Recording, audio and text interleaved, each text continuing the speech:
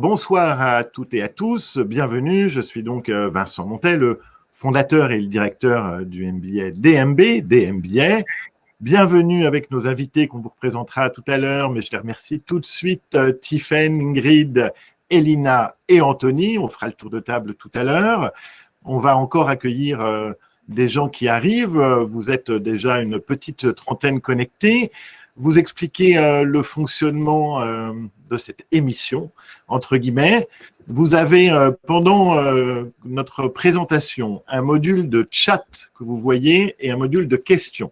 Le module de chat, n'hésitez pas à poser vos questions, vos remarques, à nous saluer. Et puis, si votre question est très individuelle ou liée à une situation particulière, utilisez l'onglet questions.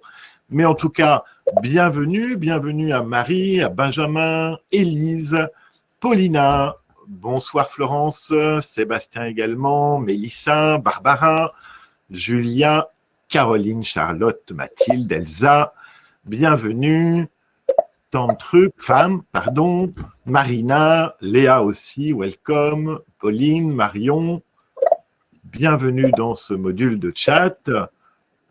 N'hésitez pas à nous saluer. On attend encore quelques personnes. Vous avez vu notre annonce peut-être sur BFM TV Lyon, Rhône-Alpes. En tout cas, un grand merci pour votre participation. On attend encore quelques personnes qui viennent d'arriver et à 35 sans faute, on commencera. Ça va se dérouler en 4 temps. Je me permettrai de présenter très rapidement le MBA, mais ce n'est pas le sujet. Le sujet, c'est cette transformation digitale et cette employabilité dans la région Auvergne-Rhône-Alpes. J'évoquerai donc ensuite le contexte. Qu'est-ce qui s'est passé post-Covid dans la digitalisation du monde? On regardera après avec Tiffaine comment l'écosystème Auvergne-Rhône-Alpes répond ou pas à ce défi.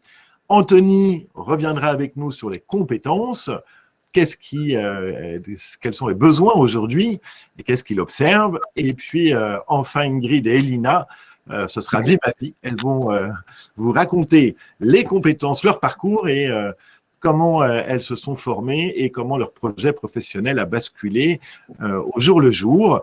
Et il nous restera 10-15 minutes de questions-réponses dans le module de chat. J'espère que le programme vous convient. N'hésitez pas. Bonsoir Delphine. Bonsoir Pauline. Marion, bienvenue. Le module de chat est là pour que vous puissiez vous exprimer, nous dire bonjour, nous dire que vous entendez bien, que tout va bien. Il y aura également, j'ai oublié d'en parler, Fatou, notre responsable marketing et développement, qui est dans le chat et répondra à vos questions si elle peut y répondre directement. Je salue également Fanny, si Fanny est là avec nous, pour les FAP de Lyon. Ok, eh bien, écoutez, il est 35, on est, ça y est, un peu plus d'une trentaine. Certains vont arriver pendant le webinaire. Je vais donc partager ma présentation et commencer notre rencontre. Dites-moi si vous voyez bien mes slides. Hop. Oui. Parfait. Parfait. Alors, on va… ça arrive encore. Bienvenue au nouveau. On va rapidement faire le tour de table et j'en profite pour remercier du fond du cœur, malgré les journées de dingue, le distanciel, le fait qu'on soit tous des zoomers à 8-9 heures de zoom par jour et qu'on n'en peut plus, votre présence ici. On va commencer par la Benjamine. Elina. Bonjour, donc Elina, je suis alumni de la promo de 2018 et je suis actuellement chargée de communication digitale à la Chambre de métiers de l'artisanat Auvergne-Rhône-Alpes. Merci Elina. Ingrid. Bonjour, donc Ingrid, je suis alumni de la promo 2019 et actuellement responsable brand content pour la marque Laboratoire Galia. Merci Ingrid. Tiffaine. Bonjour, alors moi je suis Tiffaine Frugier et je suis déléguée générale de l'association La Cuisine du Web qui est une association dont la mission est d'organiser le Blend Web Mix, qui est donc l'événement phare du numérique à Lyon depuis 8 ans maintenant, et aussi d'animer une communauté d'entrepreneurs du numérique depuis 2012. Voilà. Merci Tiffaine. Et pour la parité, on a invité Anthony. Bonsoir à toutes et à tous. Moi, je suis donc Anthony Rochant. Je suis CEO et cofondateur de LEW, l'acronyme de Les Experts du Web. Je suis consultant, formateur certifié en marketing et communication digitale et aussi cofondateur de différents blogs aussi qui traitent du marketing digital et du web social. Parfait. Un grand merci. Alors, on va tout de suite attaquer. Je vais vous présenter ce MBA Digital Marketing and Business à Lyon. Il s'agit d'une 5e année de l'EFAP. L'EFAP, c'est l'école des nouveaux métiers de la communication, précurseur sur le sujet il y a 60 ans. Son fondateur, paix à son âme, il y a quelques semaines, Denis Huysmans, avait cette vision. Il y a plus de 60 ans que la communication n'était pas simplement une discipline, mais bien une industrie avec des talents, des compétences spécifiques. Et puis, il avait un autre levier, c'était la confiance dans la jeunesse, et on est très fiers d'avoir fondé ce MBA au sein de l'EFAP. Il s'agit donc d'une 5e année, classée numéro 2 au classement des meilleurs masters de France par Eduniversal, dans la catégorie e-business pour la 3e année consécutive, et qui vous délivre un titre RNCP niveau 7 reconnu par l'État. Ce MBA Digital Marketing and Business fait partie de la dizaine de spécialisations.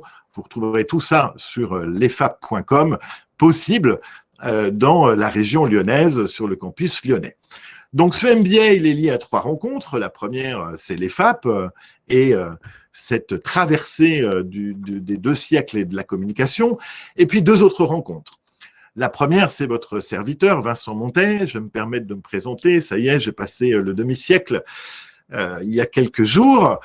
J'ai 25 ans d'expérience, un double parcours. Un parcours de pédagogue et un parcours d'entrepreneur.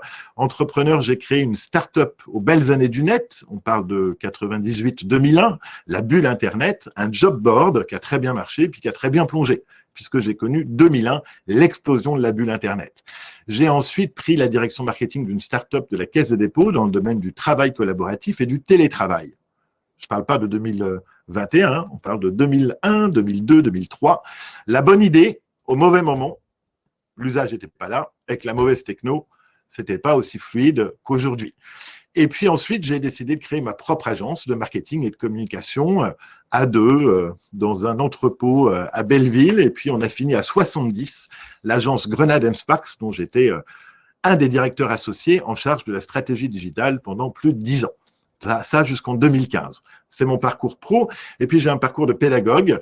J'ai créé il y a 24 ans, l'âge de ma fille, le premier MBA sur le sujet e-business au pôle universitaire Léonard de Vinci, que j'ai dirigé pendant 14 ans.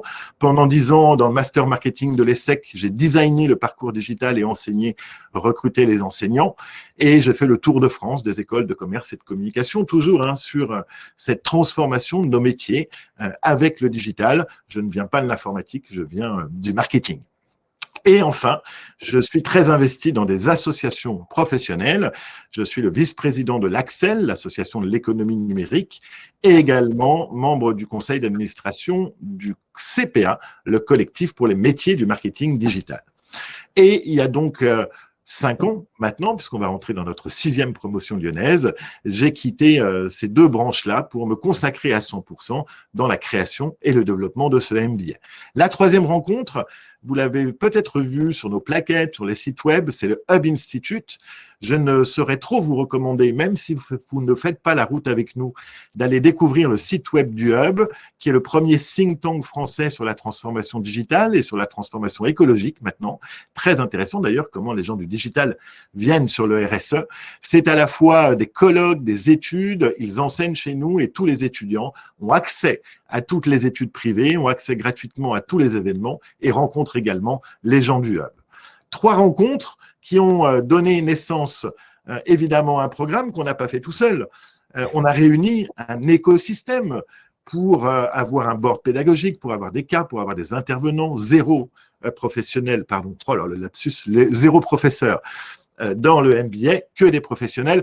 Je ne vais pas lister, ce serait un peu un inventaire à la Prévert. Je vais m'attacher à 2-3 sigles forts. L'AACC, l'Association des agences conseils en communication, une grande association, mais également Impactia, qui réunit toutes les grandes entreprises sur l'impact de l'intelligence artificielle, des incubateurs, Euratechnologie à Lille, Unitech à Bordeaux, évidemment le H7 à Lyon, également le plus grand collectif d'UX Designer pour tout l'enseignement du UX Design, le laptop, et puis des grandes entreprises, Microsoft, partenaire historique, ou OMD, également dans l'achat d'espace. Vous retrouverez enfin PrestaShop pour notre partenaire e-commerce.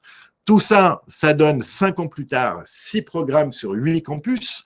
Le full-time dont on va parler aujourd'hui, 6 mois de cours, 6 mois de mission en entreprise, présent à Bordeaux, Lille, Lyon, Montpellier et Paris.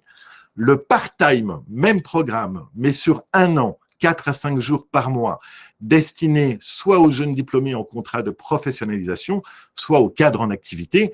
Pour l'instant, ce part-time existe à Paris et puis il existe également depuis 5 ans à Alger, coproduit avec une belle école de commerce algérienne, l'INSAG. Un autre full-time, un peu les cousins germains, les martiens, double diplôme avec l'ESCA. On est dans le top 10 des écoles de commerce françaises. Ils sont installés depuis plus de 20 ans à Shanghai et on a produit le DMB Shanghai, 50% d'enseignement sur le digital européen et 50% sur le digital chinois. Enfin, 3 nouvelles spécialités en 2020 qu'on a lancées cette année. Un part-time, et donc réalisable avec une activité professionnelle spécialisée dans le domaine de la santé. Là, je vous invite à aller découvrir qui est PharmaGeek, le directeur adjoint sur Twitter, un des plus gros influenceurs européens sur le sujet. Hein, c'est pas le MBA des labos, c'est le MBA autour et avec le patient au centre et l'ensemble de la chaîne de valeur. Décliné également par un autre secteur avec l'IBCBS, une école d'esthétique et surtout la Cosmetic Valley. Donc la Cosmetic Valley, c'est le cluster de LVMH, L'Oréal à Chartres qui réunit tous les acteurs qui sont venus nous voir en disant on a 2 priorités post-Covid, l'international et le digital, il faut des nouveaux talents et on a donc lancé le part-time. Et enfin, dans le groupe de l'EFAP, le groupe EDH, vous avez de nombreuses écoles, dont l'ICAR, elle aussi l'école de référence dans le domaine du management des arts et de la culture, et on a créé un full-time spécial agriculture cette année. Le sujet aujourd'hui, c'est le MBA DMB à Lyon, le full-time. Fatou est à votre disposition. S'il y a dans la salle virtuelle ici des gens qui viennent de Lille, de Bordeaux, on a déjà fait des webinaires, il y a les replays disponibles. Le programme, je ne vais pas m'y attarder. Vous avez évidemment une intégration et puis une fin, les 6 mois de cours. Vous avez des grands modules, vous les voyez au nombre de 6. On peut les résumer sur tout ce qui est création de trafic existé, tout ce qui est construction, transformation de l'objet digital, site web, application, montre et écran de frigidaire demain ou dans la voiture, et puis tout ce qui est fidélisation, CRM et relations avec les gens et les prospects. Finalement, notre grande différence avec le module sur la transformation de l'économie digitale, comment on quitte le marketing et la com pour aller aussi découvrir l'e-santé, pour aller découvrir la blockchain, pour aller découvrir toutes les technologies disruptives qui changent pas seulement nos modèles de marketing com, mais nos modèles économiques, voire nos modèles sociétaux. Alors, en dehors du programme, et vous avez tout le détail et on sera à votre disposition, rentrer dans le MBA, c'est rentrer dans une expérience pédagogique. Quand on a cours d'emailing, c'est pas avec un prof, c'est avec le président du SNCD, le syndicat de la data et du marketing, Bruno Florence, et le partiel, c'est plancher devant des annonceurs face à leurs agences. Quand on réalise une masterclass, vous allez faire cours, elle devient médiatisée, c'est un outil de personal branding avec des invités. Là aussi, sur Twitter, je vous invite à regarder ce qui a été réalisé avec Arnaud Châtel, notre directeur pédagogique. Quand Carla, que vous voyez sur mon slide, a eu son partiel d'e-commerce, c'est pas un partiel, c'est la certification PrestaShop, un des outils leaders de gestion de contenu e-commerce. Et puis Morgane, Elle est heureuse que son partiel sur le premier levier d'investissement publicitaire dans le monde, c'est-à-dire Google AdWords, elle a passé en fait la certification. Et plus largement, vous rentrez dans une expérience humaine. Ok, vous êtes peut-être à Lyon, mais vous rentrez dans une communauté de 300 étudiants sur toute la France, de plus de 1000 anciens, une communauté alumni qui a même un programme qui s'appelle Never Stop Learning gratuit, où une fois par mois, il y a un cours de 2 heures pour toute la communauté alumni, pour mettre à jour, parce que dans notre domaine, les choses vont très vite. Et enfin, c'est bien beau d'avoir des crédits ECTS, un programme et une expérience, mais on fait tout ça pour un métier. Ce métier, on ne forme pas des moules, c'est un projet personnel, et pour ça, on a un cours, comme le cours d'emailing ou le cours sur les influenceurs, avec Catherine Grandcoin. Vous allez dire, ok, Catherine, psy, coach, normal pour un projet pro. Sauf que Catherine, c'était l'ancienne directrice marketing de TF1 et de Canal+. Dans les années 90, elle a fait la transition digitale.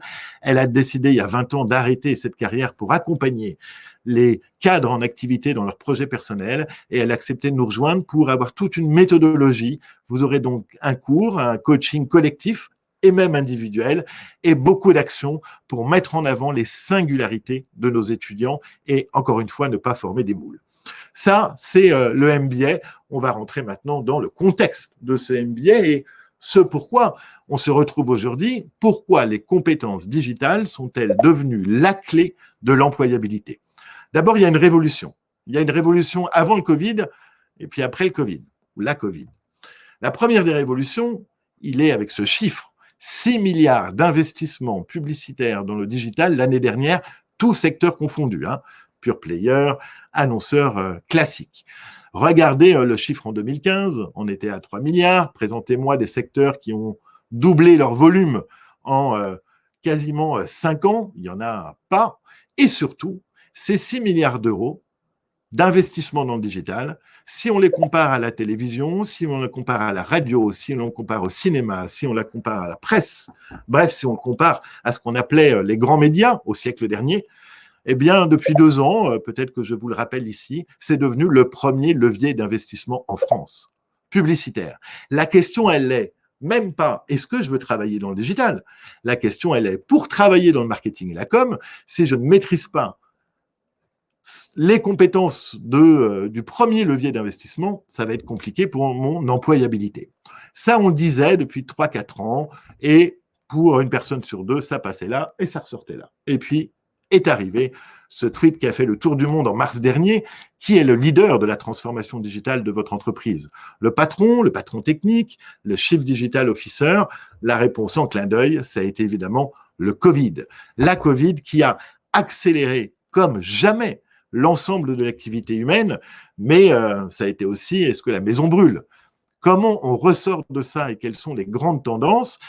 C'est un best-of que je vous retransmets d'un webinaire qu'on avait fait avec Stratégie, un journal dans le marketing et la communication, qui nous avait demandé, post-confinement 1, quelles étaient les tendances du marketing digital avec le Hub Institute. Et donc le Hub nous rappelle dans ses études, ses rencontres, et synthétise les 3 grandes priorités du digital post-déconfinement. La première des priorités, c'est l'expérience utilisateur, ce qu'on appelle l'UX, qui n'est pas nouveau. Ça fait 3, 4, 5 ans que ça devient évidemment la pierre angulaire de toute pensée digitale, mais ce qui est nouveau, c'est même l'expérience employée. En fait, on ne peut plus avoir un discours par silo, une attitude par silo différente, parce que tout est transparent, parce qu'il faut embarquer tout le monde, évidemment encore plus dans ces conditions nouvelles de travail qu'on a vécues et qu'on va vivre. La deuxième priorité, elle est au cœur de notre sujet et au cœur de notre métier, c'est évidemment l'explosion du marketing digital, avec également les croissances autour du CRM, des outils de fidélisation. Vous l'avez compris, dans ce monde digital, on a un volume de données et une vitesse de données qu'on ne peut plus la traiter comme dans les années 80, tranquillement sur un serveur, en la segmentant en typologie. Hop, c'est un tel volume que seule l'IA, l'intelligence artificielle, vient aujourd'hui être un outil pour les e-marketeurs, et enfin, l'explosion de l'e-commerce. Mais la troisième des priorités, elle repose peut-être autour d'un terme, l'utilité. Et que les marques, en dehors des produits, elles ont une mission, une raison d'être. Elles ne peuvent plus être considérées en dehors de notre écosystème social et de notre écosystème terrestre, et là on parle de sustainable, d'RSE, et là où la santé va reprendre le pas. Ces 3 grandes priorités, on peut les illustrer. D'abord, dès tous les chiffres, dès les premières semaines de confinement 1, les croissances de l'e-commerce étaient à 2 chiffres et confirmées en cette fin d'année et même en ce premier semestre 2021. On a également la relation entre les agences et les annonceurs, comment le marché s'est réorganisé. Alors, il y a eu le monde d'avant, et puis on a tous, confinement 1 fait le monde pendant, c'est merveilleux de voir une biche au milieu de Lyon. Et puis le monde d'après, on se rend compte que c'est comme avant, voire pire, parce que les masques sont par terre, parce que le chômage est là, et que ce nouveau monde et ce monde d'après qu'on attendait tous, il est évidemment à prendre avec des pincettes. Il y a néanmoins 3 grandes conséquences. La première, vous allez le voir, et vous l'avez vécu surtout, une accélération des usages, comme jamais on a vu. On dit que confinement, on a gagné 1 an et que sur l'année de confinement 1, 2, 3, on a gagné 5 ans. Tout de même, une attente des consommateurs sur les marques qui disent de l'action et pas du discours. On a vu certaines marques faire des publicités à sens sur le monde d'après. Étaient-elles légitimes et crédibles sur ce sujet-là? Attention. Enfin, c'est bien beau de parler digital, mais on parle aussi de fracture digitale et que plus le digital se développe, plus cette fracture augmente. On parle d'électronisme de 11 millions de Français qui n'ont pas accès techniquement ou à cause de leurs compétences au digital. Et si on n'y prend pas garde, on aura évidemment une société à double vitesse. Alors, ce slide a fait le tour du monde et c'est peut-être celui qui résume bien le fond de notre pensée. Sur votre droite, la fameuse pyramide de Maslow qu'on a tous vue 12 000 fois en marketing. Mais si on y réfléchit par rapport à l'e-commerce, regardez, l'e-commerce, c'était avant le Covid des besoins d'accomplissement, d'estime et d'appartenance. Le voyage, l'high-tech, la mode, c'était ça le top de l'e-commerce. Les besoins de sécurité, les besoins physiologiques étaient ceux qui n'avaient pas encore été pris par la vague de l'e-commerce. Et quand vous regardez sur votre gauche, mais quelques semaines après le premier confinement, l'évolution de nombre de transactions dans le monde par secteur, l'explosion de la grande distribution, il fallait se nourrir, et puis besoins physiologiques, l'explosion du click and collect, la banque et l'assurance, la sécurité et l'explosion de la santé, qui est le secteur qui a connu l'accélération la plus forte qu'on estimait dans quelques années. Et tous les chiffres sont là pour dire qu'en 1 an, encore une fois, on a rattrapé le retard. Dans les usages, l'explosion des usages, qu'est-ce que ça veut dire? Ça veut dire d'abord le gaming, pas réservé aux 13-25 ans, avec des Fortnite, des Animal Crossing, et une industrie de jeux vidéo qui est devant le cinéma aujourd'hui, qui attire des annonceurs bien au-delà, encore une fois, des 13-25 ans. Ce qu'on fait ce soir, une visioconférence, les webinars, Teams, Google, Zoom, en mode à la fois personnel et à la fois professionnel, l'explosion du partage de la vidéo et du live, avec un grand gagnant TikTok qui a vu les hockey boomers basculer sur ce réseau. Tous les dispositifs et plateformes permettant de l'interaction en groupe à travers les images, le son de Discord à Clubhouse et évidemment dans le domaine de la médecine, MedDoctor, mais surtout Doctolib, dont vous avez entendu parler. Quand on regarde auprès des prestataires qui reçoivent des commandes des entreprises, quels en sont les besoins, donc c'est le bon thermomètre, pareil, on regarde ce qui a été demandé en premier, les web applications, les sites e-commerce, le référencement naturel, la stratégie digitale. Vous le voyez, les 4 besoins, on dirait presque un slide des années 90, la base de l'e-commerce, y aller, déployer son activité parce qu'on n'avait pas le choix. Et revenons également à l'individu, parce qu'en dehors de l'e-commerce, il y a eu ce mouvement de management et d'organisation avec le télétravail, qui était une grande imposture sémantique. On était en travail en confinement, c'est pas du télétravail. Quand j'ai mes enfants, quand j'ai 12 mètres carrés, quand j'ai des étudiants qui sont en cours et qui ont un 12 mètres carrés à 2 et qui prennent des temps de parole par rapport à leurs amis qui sont en cours aussi, c'est pas du télétravail. Là, il va falloir, et c'est ce qu'on a fait à l'Axel, suivez Reinvent Work, réfléchir à cette nouvelle notion. Vous le voyez, même juridiquement en ce moment, c'est un débat. Est-ce que ma maison, autant j'avais pris mon téléphone personnel pour en faire un usage professionnel parce qu'il était plus développé, plus à la page que ce que m'avait donné l'entreprise, faire pareil avec ma maison, c'est pas évident. Ce qui est sûr, et ça, c'est acquis. Quelle que soit comment on va vivre demain, cette capacité de s'exprimer face caméra, de travailler avec les outils collaboratifs, avec les outils de gestion de projet, de tâches, ça devient un nouveau soft skills et on compte évidemment déployer de plus en plus ce type de compétences. Si bien, et c'est le discours du Hub Institute, il y avait avant ce qu'on appelait la nouvelle économie, et le premier MBA que j'avais créé était le MBA de l'e-business, où le digital était au cœur, mais un peu entre soi. Hein, les geeks et les passionnés ou ceux qui avaient eu une petite lumière un jour. Aujourd'hui, on est dans cette next economy où le digital est au cœur, mais où l'aspect durable ne peut pas être effacé, où on va remettre l'humain et son expérience au cœur et garder en fil rouge la santé. C'est en tout cas, nous, la vision qu'on partage avec le Hub Institute. Ce nouveau défi, il fait que sans le digital, compliqué de travailler dans cette prochaine économie et on va regarder ensemble avec Tiffaine comment ce digital existe dans l'écosystème Auvergne-Rhône-Alpes.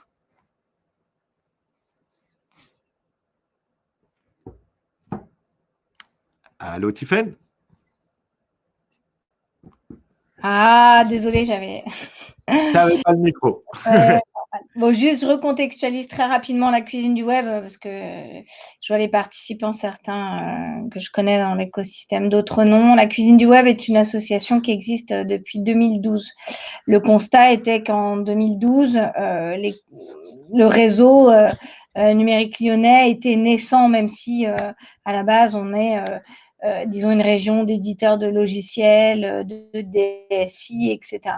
En tout cas, l'entrepreneuriat numérique était vraiment en croissance début 2012. Donc, les fondateurs de la cuisine du web, qui sont des directeurs et des CEO de start-up, d'agences et toutes les parties prenantes que vous pouvez trouver dans l'écosystème numérique, l'objectif, c'était qu'ils se rencontrent et surtout qu'ils créent cet écosystème et qu'ils grandissent au fur et à mesure des années.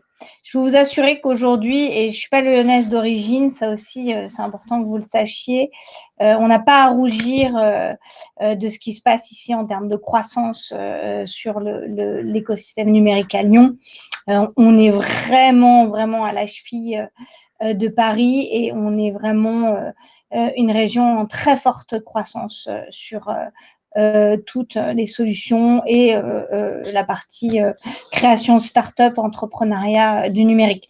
La preuve en est, en 2014, donc 2 ans après la naissance de la cuisine du web, les fondateurs ont aussi accompagné Lyon à être labellisé, comme d'autres villes en France, vous le voyez ici, French Tech. Donc Lyon est une des villes French Tech One, les plus French Tech, pardon, les plus grosses, même en termes de budget. Donc c'est vraiment un pari réussi pour Lyon jusqu'à présent. Donc, vous le voyez, on n'est pas les seuls. La présidente, aujourd'hui, elle a changé il n'y a pas très longtemps, il y a une petite année. C'est important aussi parce que c'est une présidente. Ça a été 2 présidents auparavant et aujourd'hui, c'est Émilie Le Goff. Émilie Le Goff est CEO d'une start-up lyonnaise qui s'appelle Troops et la déléguée générale est Virginie Delplanque. Bref, c'est un peu girl power quand même ici à Lyon, j'ai envie de dire, quand même dans les postes du numérique. Et vous avez dû le voir aussi, d'ailleurs, il y a une enquête, en tout cas un sondage qui est sorti comme ces dernières années, les 100 personnes qui ont fait la tech à Lyon. Et pour moitié, ce sont des femmes sur 100 personnes. Donc, voilà. Au niveau parité, on est quand même aussi pas mal à Lyon. Un écosystème, évidemment, il y a beaucoup de parties prenantes. Au tout début, c'est ce que je vous disais, dans les années 2000, il y avait évidemment les éditeurs de logiciels qu'on connaît tous, Cegid. Et cela dit en passant, Cegid, et vous avez dû le voir, a fait l'acquisition d'une très belle start-up qui s'appelle Talentsoft. Et d'ailleurs, ça a été publié le 12 avril dernier. Et donc, preuve en est encore que c'est vraiment une nation d'entrepreneuriat, ou en tout cas un territoire d'entrepreneurs, vraiment. Dans ses composantes et ses parties prenantes, on le voit, ces 4 dernières années, on a vu de nombreux tiers-lieux qui ont vu le jour, notamment H7, qui est le lieu totem de l'entrepreneuriat et de la start-up à Lyon, puis d'autres espaces de coworking qu'il y a aussi à Paris, comme la Cordée, le MamaWorks, le Wojo. Avant ces 4 années, il n'en existait pas ou très peu.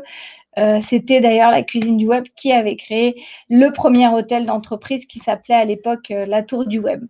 Dans ces composantes, vous avez une composante extrêmement importante et vous voyez, ils sont très nombreux ici à Lyon. Ce sont les accélérateurs et les incubateurs. Donc, il y a incubateur qui est d'ailleurs ici dans le même immeuble que moi. En fait, on est locataire de bureau d'incubateur ici, rue de l'Abondance dans le 3e. Vous avez le Hub 612, les premières qui accompagnent des projets entrepreneuriaux féminins. Le village Accéléo, Boustignon. Là, je vous ai vraiment mis quelques références. Il en existe vraiment beaucoup d'autres.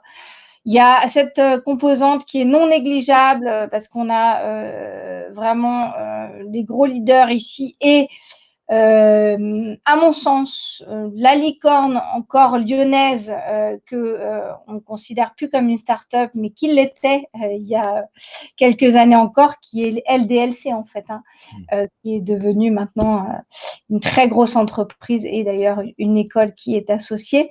Vous avez April, beaucoup d'entreprises dans la santé, Visiative qui est gérée par Laurent Fiard, qui est une très grande figure lyonnaise du numérique. Et puis, à côté de ça, vous avez les structures, les associations. Donc, la cuisine du web, Digitalic, CPME, le réseau Entreprendre, le Tuba.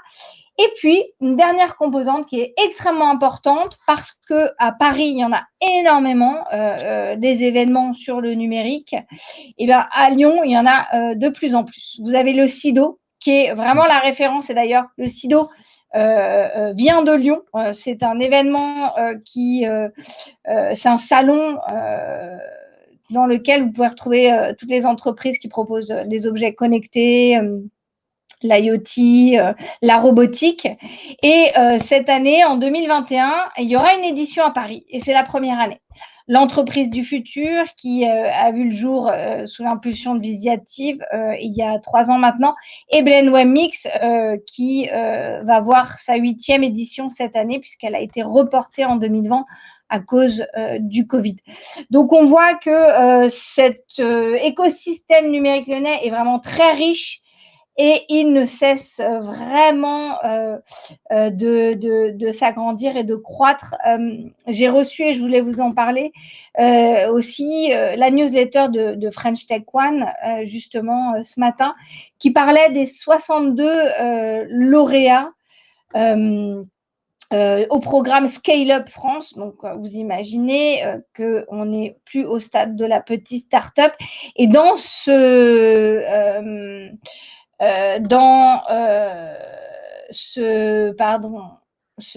lauréats, vous allez retrouver des très très belles startups comme Tilki, qui est une start-up lyonnaise, ou Okinea, c'est parce que j'ai envie de manger peut-être du quinoa ce soir, pardon, lapsus révélateur, Okinea, qui travaille sur l'accessibilité, et encore d'autres. Ça, vous pouvez le retrouver sur Internet. Donc, sincèrement, c'est vraiment important aussi de suivre cette actualité des startups qui ne cessent, à la fois de passer les stades et de devenir des scale-up.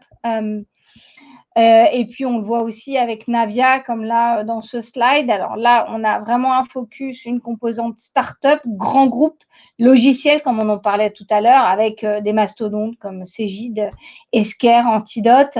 Les agences aussi, on a plus de 400 agences ici à Lyon. L'une des plus grosses, d'ailleurs, est Cybercité, d'ailleurs, qui est aussi l'un des fondateurs de la cuisine. Invox, avec Guilhem, Applidium, Acti. Et Insign et Niji aussi qui est arrivé sur le marché il y a 4 ans. Voilà, pour vous faire dépeindre très très rapidement et vous faire un petit état des lieux. Puis on le voit aussi là, les grands groupes, Keolis. Alors, Sur les grands groupes, on a vraiment des entités, en tout cas des spécialités qui datent vraiment depuis toujours, qui sont la santé, hein, avec April, et puis tous les grands groupes, et on le voit aussi avec Gallia, Biomérieux, Sanofi, etc. Et vous avez aussi le transport ici à Lyon, qui est vraiment une donnée de grands groupes qui est extrêmement importante. Rhône Express, la SNCF qui a une partie de son siège ici à Lyon, et puis le Citral, etc. Donc, vous voyez que cet écosystème, il est très, très riche, vraiment, vraiment très riche. Grand terme d'emploi. Malgré le Covid et le confinement, et ça aussi, je pense que c'est une donnée importante que je voulais vous partager. Moi, je vois des offres d'emploi, en tout cas dans le domaine du numérique, passer tous les jours. Tous les jours. Et pas que dans les métiers très techniques de développeurs, etc. On en a encore eu un là d'ailleurs, et vous pourrez consulter notre job board pour du SEO, du trafic, etc.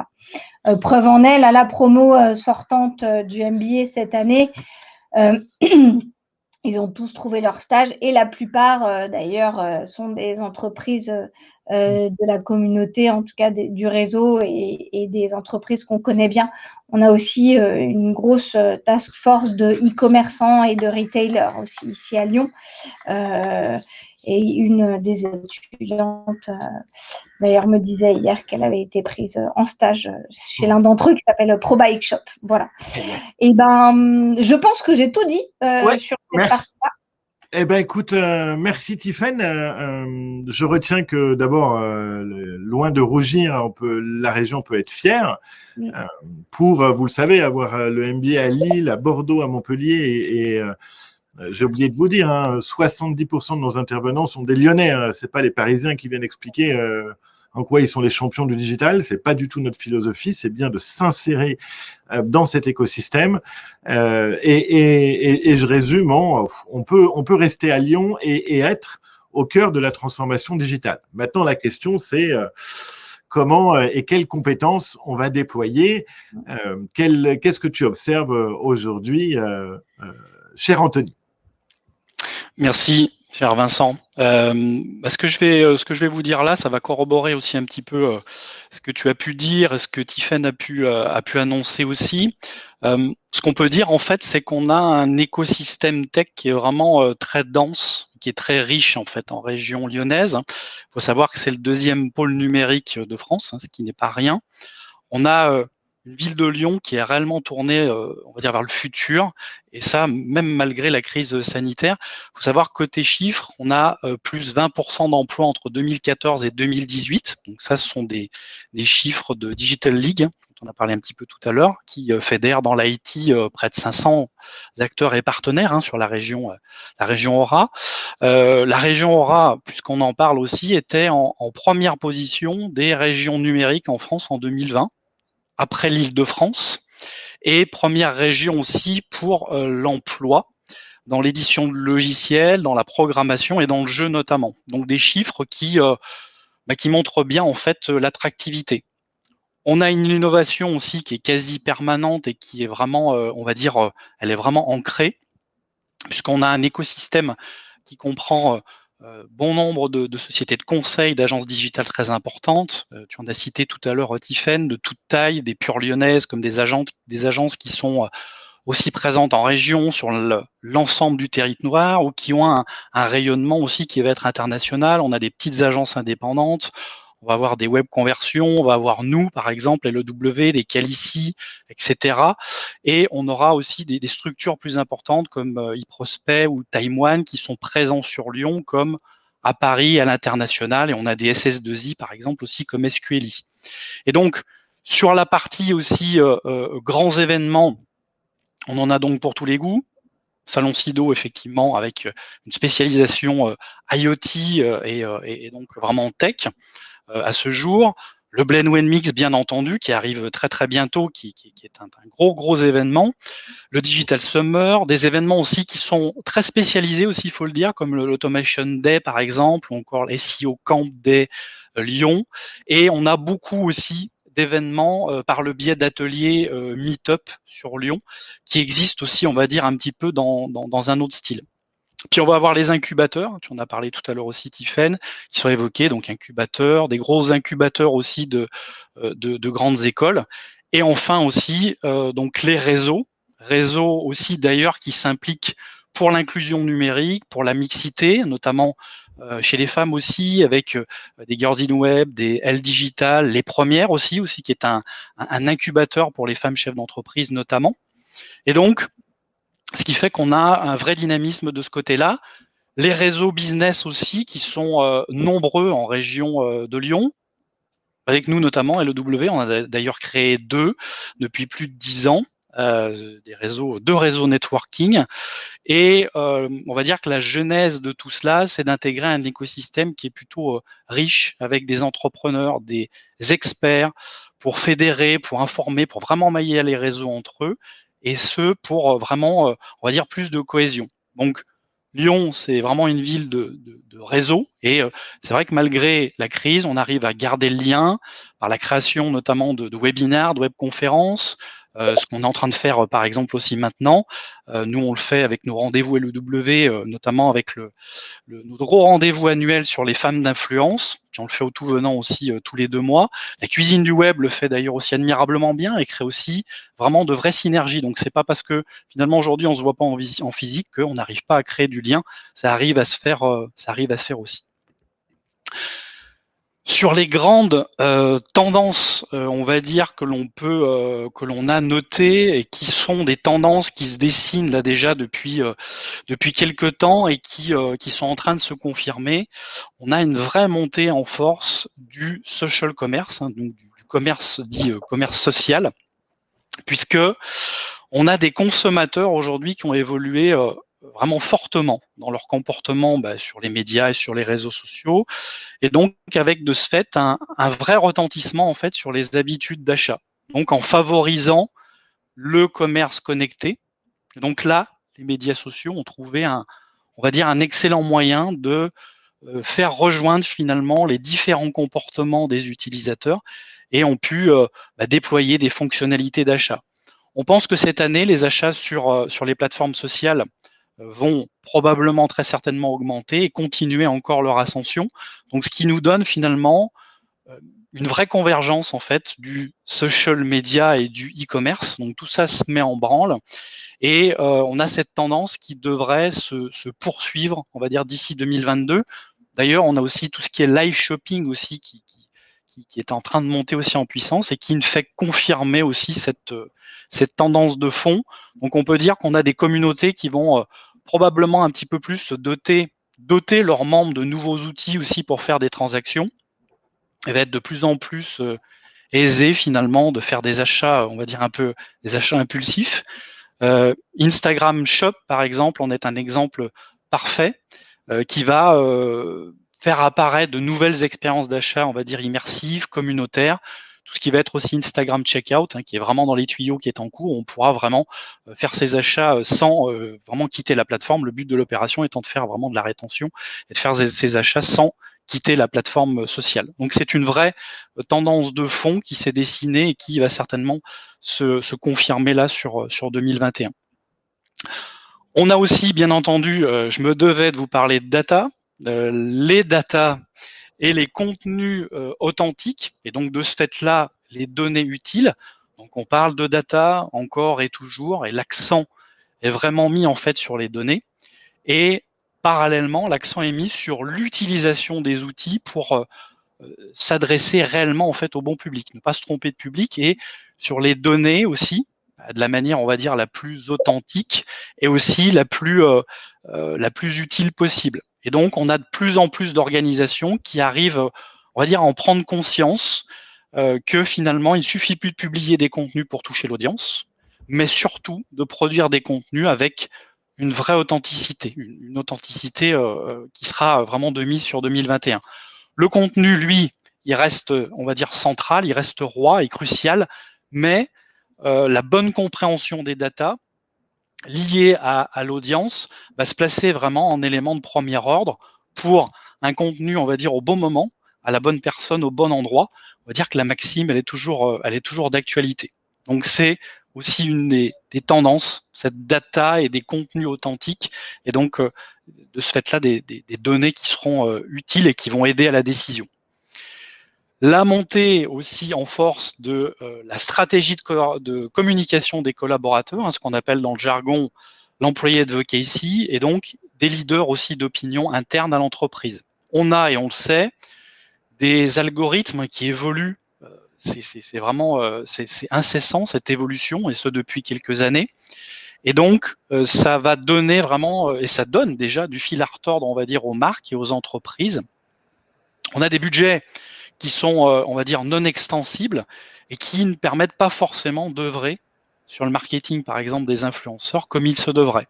Donc, il va être nécessaire, et c'est déjà le cas, de s'appuyer sur des leaders en entreprise et à réellement cultiver des relations vraiment, on va dire, avec eux en interne, ce qu'on appelle vraiment des influenceurs internes, qui vont être force de relais de communication, et qui vont pouvoir, on va dire, prêcher la bonne parole auprès de leur communauté.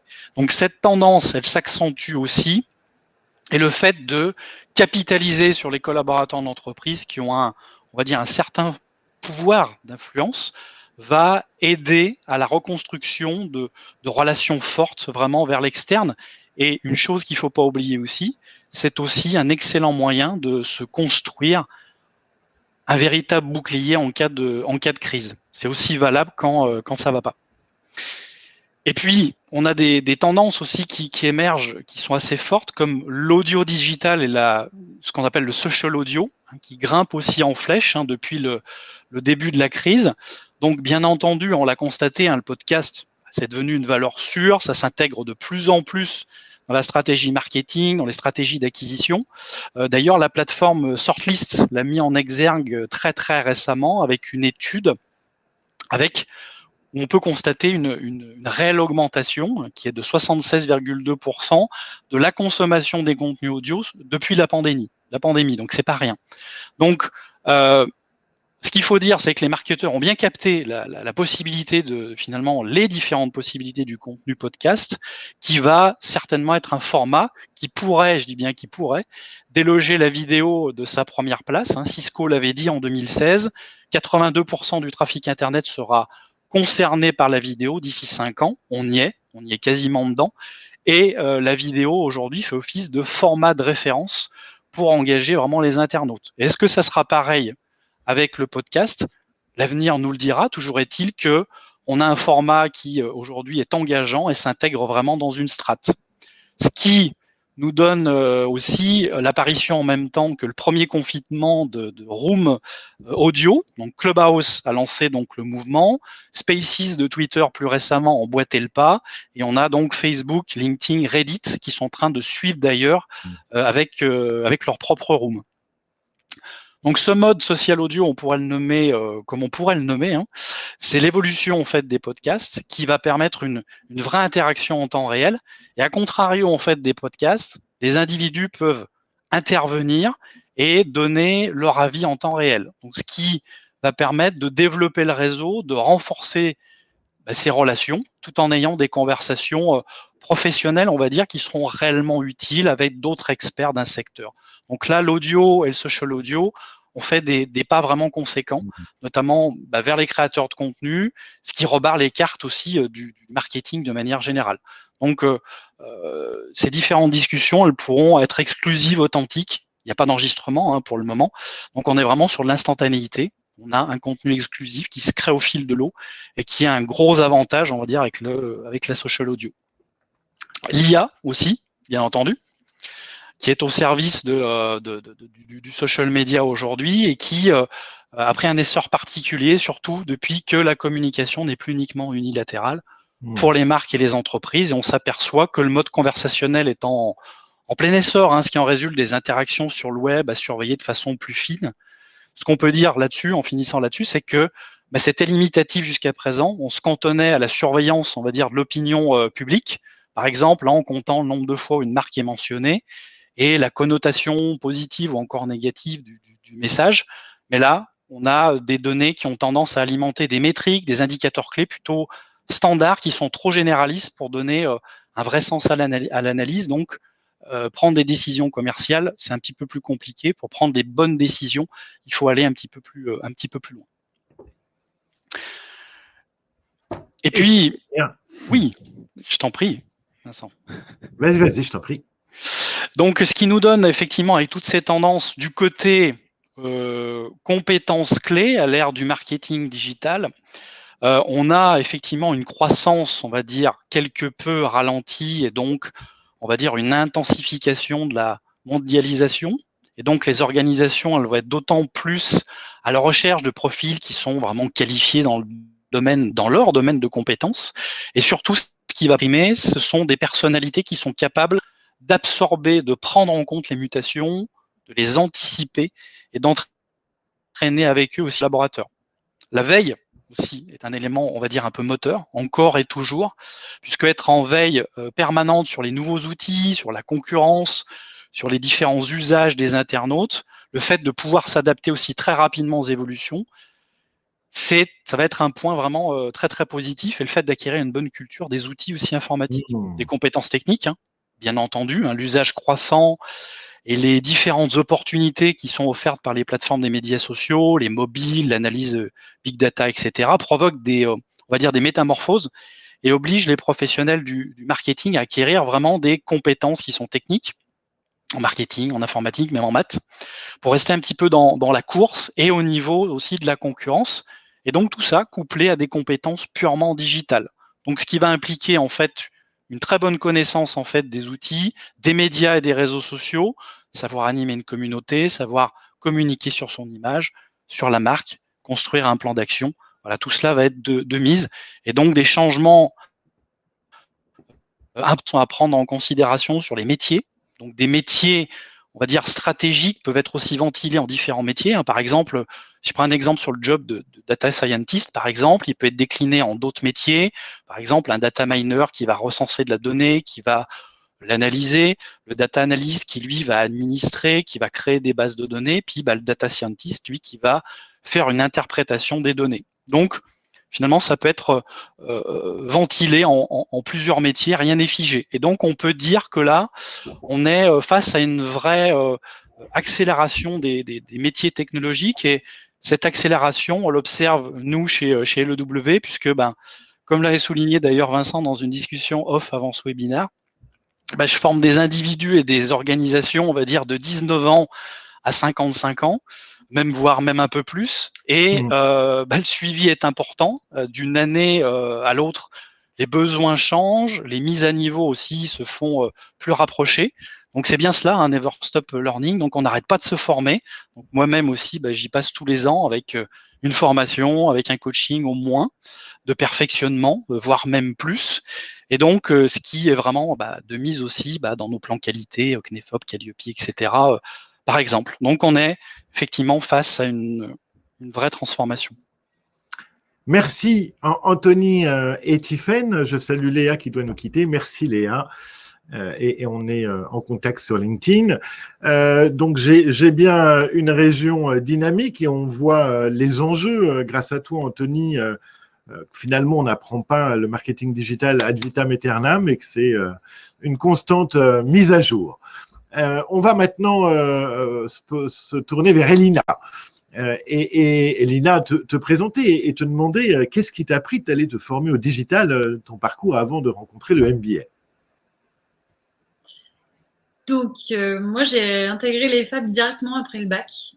J'avais envie d'un métier dans la communication qui rassemble des éléments créatifs, qui me ressemblent personnellement pour que j'ai un peu les étoiles alignées entre le pro et le perso. Donc, j'ai fait mes 4 années à l'EFAP et je me passionnais par différents sujets, que ce soit l'événementiel, le social media. J'avais eu aussi envie de me spécialiser dans l'UX design. Et au fur et à mesure, l'événementiel me correspondait bien et j'avais envie un petit peu de pas tout le temps être assise derrière mon bureau. Donc, j'ai fait un stage qui était censé être de fin d'année en EFAP 4, donc 4e année dans une grande agence à Paris de communication. Et le fait de faire des notes de recommandation événementielles ou répondre à des appels d'offres 360 sur la communication, j'ai pu discuter un peu avec des directeurs artistiques, des social media managers, plein plein de métiers dans la com. Et au final, à force de discuter avec le pôle digital, je me suis dit, ça m'intéresse et ça allie tous les points que je recherchais, la créativité. Ça aussi répondait à ma curiosité, parce que j'étais toujours en train de m'informer sur différents sujets et de m'intéresser sur différentes choses. Et je me suis dit, c'est un domaine qui bouge tout le temps, où il faut toujours apprendre, comme on dit, never stop learning. Et je me suis dit, voilà, c'est ça que je veux faire. Et en plus, Vincent m'a contacté, il m'a super bien vendu le master. Et je me suis dit, allons-y, quoi. Et maintenant, je suis diplômée depuis 2 ans, 3 ans. Et qu'est-ce que tu as dans ce master, dans ce MBA spécialisé, quelles sont les 2-3 compétences hard skills que tu n'aurais jamais imaginé pouvoir acquérir? Alors moi, c'est le web analytique. Vraiment, c'était très loin, très très loin de moi. Et je me suis dit, ok, je vais pouvoir voir ce que c'est, avoir des premières notions, mais jamais j'aurais imaginé que ce soit un petit peu le cœur de mon métier aussi actuellement. Je suis un peu un couteau suisse, mais c'est devenu le... C'est vrai qu'on a un mantra au MBA, c'est Excel est mon ami. Et pour les communicants créatifs, Excel, ça n'a pas été l'ami pendant 4 ans. C'est pour les écoles de commerce, hein, c'est pas pour les communicants. Et là, tout d'un coup, wow, ok.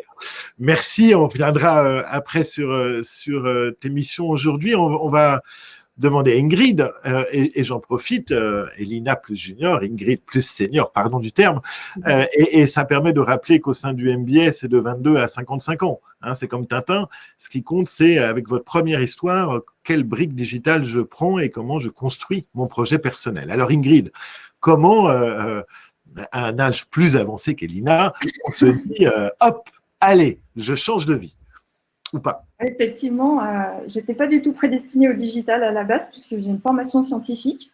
Seulement, mes années d'expérience au sein du service consommateur de chez Bélina voilà, je suis des années 80, donc j'ai vécu pas mal de digitalisation et en fait, m'ont fait participer à la digitalisation de cette équipe de service.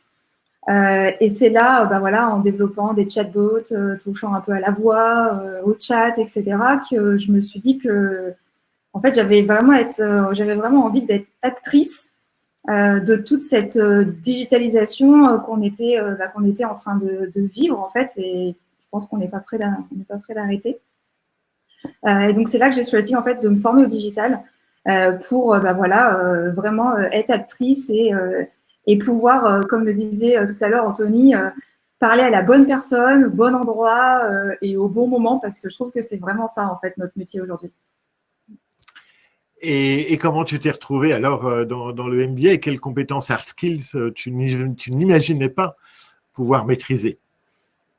Alors, comment je me suis retrouvée dans le MBA en fait, parce que en ayant plusieurs années d'expérience de travail derrière moi, j'avais pas envie de me retrouver derrière derrière un bureau à faire une formation très théorique. Donc, j'ai vraiment choisi ce MBA parce que c'est très pratique. Voilà, comme tu disais, Vincent, tout à l'heure, on a des tas de projets, c'est la vraie vie en fait. Hein. On a des tas de projets à mener de front. On a des intervenants qui sont dans le monde du travail et donc ils nous parlent aussi de la vraie vie. Et c'est vraiment ce pourquoi j'ai choisi ce MBA-là. Et puis dans les hard skills que je pensais pas autant développer et autant me servir encore aujourd'hui dans mon métier, le SEO. Donc, le référencement naturel. Voilà, le référencement naturel, c'est la vie. J'en ai mangé pendant tout mon stage et j'en ai encore beaucoup aujourd'hui. Associé à son ami WordPress, hein, voilà. Donc ça fait vraiment partie des indispensables. Et puis les KPI, donc c'est ce que disait tout à l'heure Elina, avec l'analytics. En fait, aujourd'hui, dans le business, on doit vraiment du coup fournir des KPI pour justifier nos investissements. Et pour justifier nos investissements, il n'y a rien de tel que des KPI pour montrer le retour qu'on a sur l'investissement qu'on va donner. Donc, c'est vraiment ce qui suit le business. On est là pour supporter le business dans le digital. Et pour supporter le business, du coup, il faut fournir de l'analytics. Et ta vie quotidienne, alors, comment dans un métier, entre guillemets, classique, le digital vient prendre beaucoup de place? Qu'est-ce que tu mets en œuvre aujourd'hui? Alors, aujourd'hui, Dans ma vie quotidienne, on touche pas mal, à plein de choses en fait, hein, vraiment. Il y a tout un côté qui est plutôt stratégique, on va dire, où on va participer à l'élaboration stratégique et la mise en place de la stratégie digitale de la marque, tout simplement. Donc voilà, ça c'est tout le côté un peu stratégique. Et puis il y a toute une partie going qui là va être l'optimisation du contenu. La mesure du retour sur l'investissement encore et toujours, hein, voilà. Et effectivement, au début de la formation, on se dit qu'on est beaucoup du coup dans le marketing digital et qu'on va toucher au business quand on va tomber dans le stage et dans notre job. Et c'est vraiment ça. On tombe vraiment dans le business à ce moment-là. Donc voilà, c'est vraiment être chef d'orchestre tous les jours entre les agences qui ont une certaine expertise, les équipes marketing qui veulent faire passer certains messages et être à l'interface entre les deux. Donc ça, c'est vraiment le quotidien d'arriver à transformer en fait le langage marketing en langage consommateur et une fois de plus pour parler aux bonnes personnes au bon moment avec le bon contenu. Et quand tu croises des collègues dans ton groupe ou d'ailleurs dans des groupes amis, concurrents, bref, dans l'écosystème de la même génération qui n'ont pas pris le digital, tu sens le fossé? Comment tu vis ça, toi, aujourd'hui? Ah bah oui, il y a un fossé forcément. Enfin voilà, dans mes collègues, j'ai des personnes qui connaissent pas forcément le digital et qui en mesurent pas l'impact. On a beaucoup de pédagogie à faire à ce sujet-là, hein, vraiment, pour pouvoir les accompagner et leur montrer que c'est quelque chose qui est important et que demain, on peut pas faire sans. En fait, aujourd'hui, et encore plus que hier, je l'étais déjà. En fait, il n'y a pas un seul métier qui peut se passer du digital. Hein. Je prenais souvent l'exemple quand j'étais en cours. Le restaurateur, le coiffeur, jamais on aurait pensé il y a quelques années qu'ils puissent faire sans le digital. Aujourd'hui, et encore plus avec le Covid, le click and collect, etc., ils ont été obligés de s'y mettre. Et quand on voit le nombre de boutiques en ligne qui s'est développé pendant cette période-là, c'est dingue. Donc en fait, on est tous obligés d'y toucher. Il y a beaucoup d'éducation et de pédagogie à faire à ce sujet-là, ces personnes-là. Tout à fait.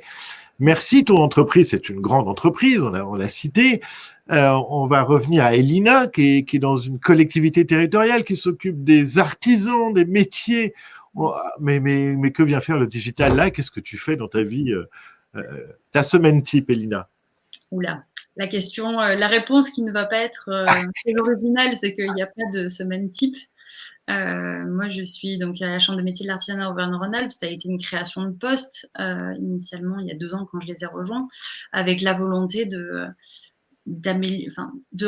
faire rayonner en fait la Chambre de métiers dans la région, de mettre l'entreprise au cœur en disant on est la première entreprise qui accompagne les artisans dans leur développement, de l'idée à la réalisation jusqu'à la transmission aussi de l'entreprise. Donc il y a cette notion-là de développement d'image et aussi de faire rayonner l'ensemble de l'offre de services qui se développe de jour en jour et d'autant plus avec le Covid pour accompagner les artisans dans leurs problématiques qui sont aussi créées par le Covid. Donc, ma semaine type, c'est couteau suisse. Je peux passer de la stratégie à l'opérationnel très rapidement. Là, notre réseau a fusionné en début d'année, donc je vais avoir à développer la nouvelle stratégie de communication digitale de l'ensemble du réseau en collaboration avec mes collègues, bien sûr. Donc, du coup, ça va passer sur des thématiques de réflexion autour de la marque aussi employeur. C'est assez large. Donc, dans ma semaine, concrètement, je peux passer de la production de contenu, rédaction d'articles, de visuels, la captation vidéo et le montage que je suis en train de me former aussi actuellement parce qu'on n'arrête jamais d'apprendre, à la publication, à la planification de ces contenus sur différents canaux en cross-canal, au recueil des besoins en département pour répondre à leurs demandes pour faire la communication autour d'un événement ou d'un accompagnement qui est plus développé en département. Ensuite, je vais intervenir aussi sur la gestion technique et contenu des sites internet, parce qu'on en a quand même 13. Et ça va être aussi un beau chantier qui va se développer pour harmoniser l'image sur le territoire. Et donc, du coup, sur ces sites, il y a de la publication de contenu, il y a de l'optimisation SEO, la rédaction de contenu, de l'amélioration aussi UX, des correctifs. Et après, il va y avoir aussi toutes les phases d'échange avec les prestataires. Et bien sûr, l'analyse web. Parce qu'on mène des campagnes, mais il faut aussi les analyser pour comprendre si nos messages sont bien adaptés aussi à notre cible, parce que la cible d'artisanat, c'est une cible qui est vaste, avec plein de profils différents, et donc c'est analyser pour mieux s'adapter, mieux répondre à leurs problématiques. Et c'est surtout s'adapter à eux, être un peu plus humain, comme on le disait. L'humain, il faut qu'il soit au cœur, et d'autant plus pour les artisans. Je m'ennuie. Merci, tu as utilisé l'expression couteau suisse. On voit bien en vous écoutant toutes les deux que ce qui est incroyable dans les compétences digitales en marketing com, c'est que c'est à la fois une hyper spécialisation et je peux aller en choisir une et me retrouver dans un jargon. Alors là, on va pas le faire aujourd'hui, mais si on prend le jargon de la tech, alors là, on largue tout le monde et on est dans un no man's land énorme. Et puis, je peux avoir un métier traditionnel et exister avec le digital. Donc, ça, c'est un potentiel incroyable. Elina, je rebondis encore avec toi. Tu as dit un mot. C'est l'humain, et ce sera notre dernier tour de table avant des questions à la salle. Je salue Lydie Petit qui nous dit go, go, go. Donc, c'est une ancienne, forcément, c'est notre troisième mantra au sein du MBA. Salut Lydie. Justement, Elina, en dehors des hard skills, qu'est-ce qu'il y a comme savoir-être, soft skills à déployer aujourd'hui dans le digital? Qu'on en ait conscience, parce que souvent, bon, le digital, c'est les geeks, c'est le no-life. Est-ce que c'est ça? Si ça peut rassurer certains, le digital, c'est pas un domaine de geek, forcément. Et pour moi, il y a 3,5, enfin 3 plus un bonus de soft skills. Il y a d'abord la pédagogie, parce qu'en entreprise, on n'est pas tous sensibilisés au même niveau au digital.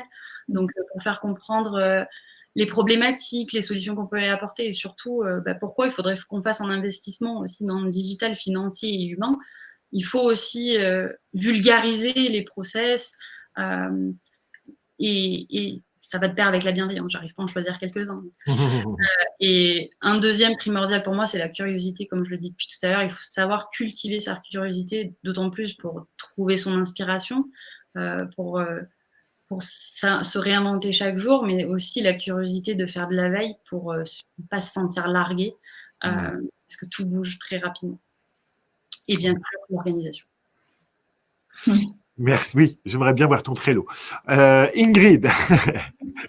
Je ne vais pas être très originale, effectivement, je vais rejoindre Elina parce qu'il y a vraiment beaucoup de pédagogie, comme je le disais tout à l'heure, pour expliquer les choses, pour embarquer les gens, pour leur faire comprendre que ce n'est pas parce que c'est du digital qu'il faut claquer des doigts et que ça se fait en 2 secondes. Ça demande aussi du temps de refondre un site internet et de mesurer derrière les impacts de cette refonte. Donc, par exemple, c'est vrai qu'il y a beaucoup de choses, il y a beaucoup de pédagogie auprès de personnes qui ne sont pas familières du digital. De la flexibilité et de l'organisation, parce que oui, on est des couteaux suisses, donc on va sauter de quelque chose de très stratégique à quelque chose de très opérationnel, parce qu'il faut à tout prix le mettre en place tout de suite pour soutenir le business. Donc, c'est vraiment beaucoup de flexibilité et de jeu de jambes pour pouvoir passer d'un endroit à l'autre. Et puis, dans la pédagogie, bien sûr, tout ce qui est traduction, de traduire le langage des agences qui sont très tech auprès des marketeurs et vice-versa, du marketeur auprès de l'agence et même du marketeur auprès du consommateur, puisque moi, du coup, je parle au consommateur sur mes assets. Et le langage, du coup, marketeur est pas toujours conso-friendly, on va dire. Ouais. C'est un de nos 4e mantras, explique à ta grand-mère. Hein? Là, c'est ça. Si ma grand-mère comprend, j'ai fait le job. Anthony, merci Ingrid. Anthony, sur les soft skills. Alors, je dirais l'intelligence émotionnelle dans un premier temps, le fait d'avoir une vraie connaissance justement de ses émotions et de pouvoir aussi les maîtriser et d'arriver à les percevoir aussi chez les autres, ce qui revient aussi à parler d'empathie. Donc c'est hyper important, je pense, aujourd'hui. L'adaptation, on a parlé un petit peu tout à l'heure, ce qui corrobore avec tout ce qu'on a dit, s'adapter vraiment à la vitesse exponentielle de cette progression du digital. Et puis la créativité aussi, d'arriver à avoir cette différenciation aussi, arriver à se démarquer, à se différencier. Merci. Et Tiffaine, en conclusion sur cette thématique. avec le micro. Je suis bonne élève, moi, j'éteins mon micro. Vous avez dit, en fait, vraiment pas mal de soft skills que je voulais dire aussi. Qu'est-ce que je vous dirais? Moi, je vous dirais l'amour des gens avant tout, parce que le digital, c'est bien, mais sans l'être humain, et on l'a vu, en fait, hein, et sans les relations humaines, en fait, on n'y arrive pas, on y arrive mal, et puis de toute façon, on se sent pas très bien. Donc, vivement qu'on se revoit en vrai. Donc, je dirais de réseauter, donc d'être sociable, en fait. Je vous parle un peu aussi de ma personnalité par là. Être curieux, clairement, toujours aller chercher, être au fait des tendances.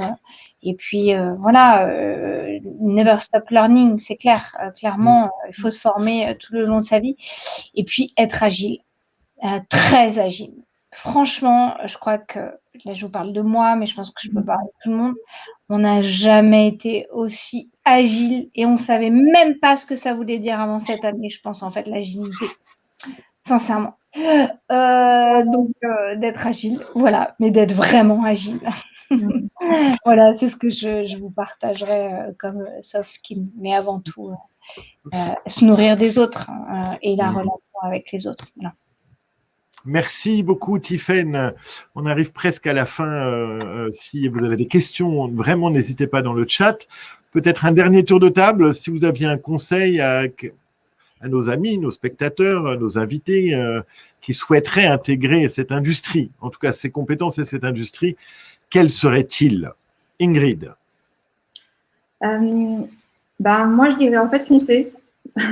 Go, go, go.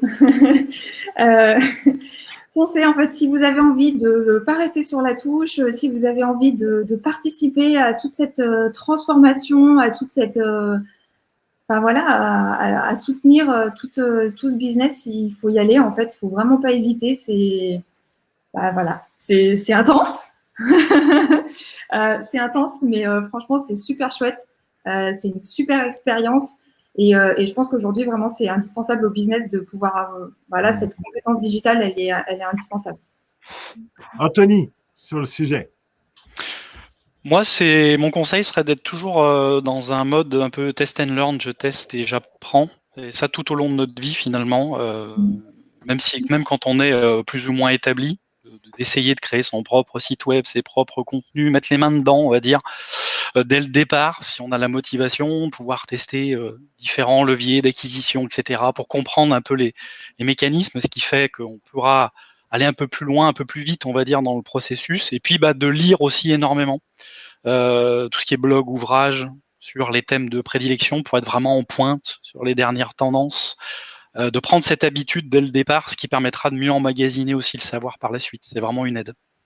Voilà. Et suivez Anthony sur Twitter. Il ne peut pas le dire, mais moi, je peux vous le dire. Comme ça, vous aurez l'actualité sur le sujet. Tiffaine.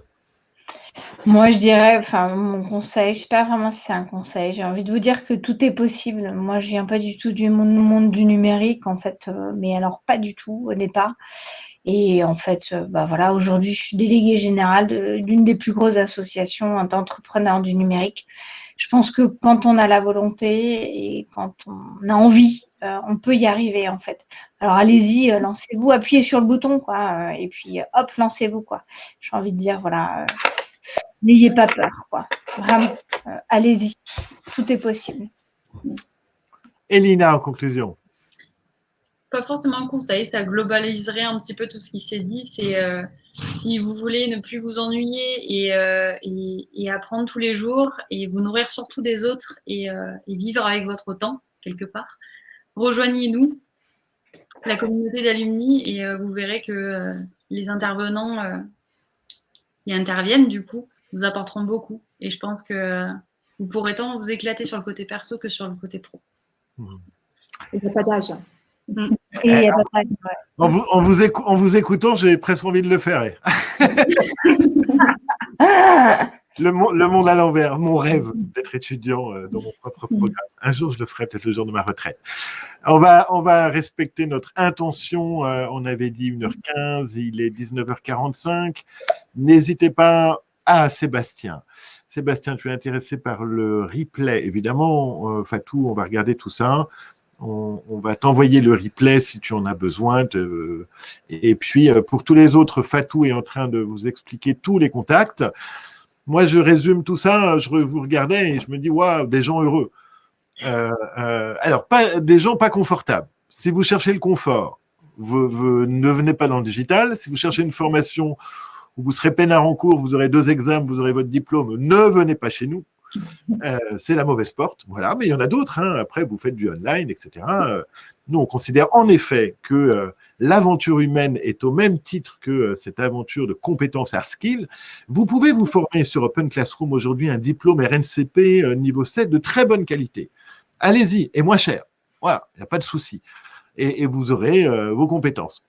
Le temps long, le temps humain, mon voisin, ma voisine, celui qui me transforme, le réseau, évidemment, d'alumni, tout ça, il n'y a que l'être humain qui peut l'apporter. Et ce soir, un grand merci, Elina, Ingrid, Tiffaine et Anthony. Donc, des gens heureux, des gens qui n'arrêtent jamais et qui ne savent pas ce qu'ils vont faire demain. Voilà, c'est à plus d'un titre, plein de clins d'œil privés, mais parce que ça bouge, parce que on est chassé, on a envie d'aller ailleurs, voilà, donc ça n'arrête pas, il y a beaucoup d'opportunités. Il y a à Lyon vraiment une très belle communauté, des très belles formations et pas que nous, il y en a 2 ou 3 qui tiennent la route. Checkez bien qui enseigne et pas 3 profs, 100% des profs, qui sait. Est-ce qu'on vous les donne, les noms? Ça, c'est très important. Et puis, qui est le capitaine du bateau? Parce qu'à un moment, c'est le capitaine du bateau qui donne l'orientation. Voilà quelques conseils. Et si vous êtes, comme tu l'as dit, Elina, sur LinkedIn, le hashtag MBADMB, vous avez tous les anciens. On n'a pas sélectionné Ingrid ou Elina parce qu'elles étaient les 2 seules comptantes et que c'est nos étudiants témoins. Allez-y, d'ailleurs. Lily est là et elle peut témoigner, mais c'est très important en effet de converser avec quelqu'un qui a vécu quelque chose. Il n'y a pas mieux pour comprendre de l'intérieur. Voilà, un grand merci à Fatou, à toutes les équipes développement marketing de Lyon également qui étaient avec nous. Je vous souhaite une très belle soirée. Encore merci Ingrid, merci Elina, merci Tiffaine, merci Anthony. Merci beaucoup. Au revoir à vous tous, bonne soirée à vous tous et on était une trentaine, on a 4 ou 5 personnes qui sont parties et qui nous ont dit au revoir. Donc, elles étaient à la fois polies et impliquées. Donc, c'était plutôt bon signe. Et pour tous les autres, merci Sébastien, Mélissa, Lydie, Héloïse, Mathilde, Véro, Delphine et tous les autres. Bonne soirée. Merci. Au revoir.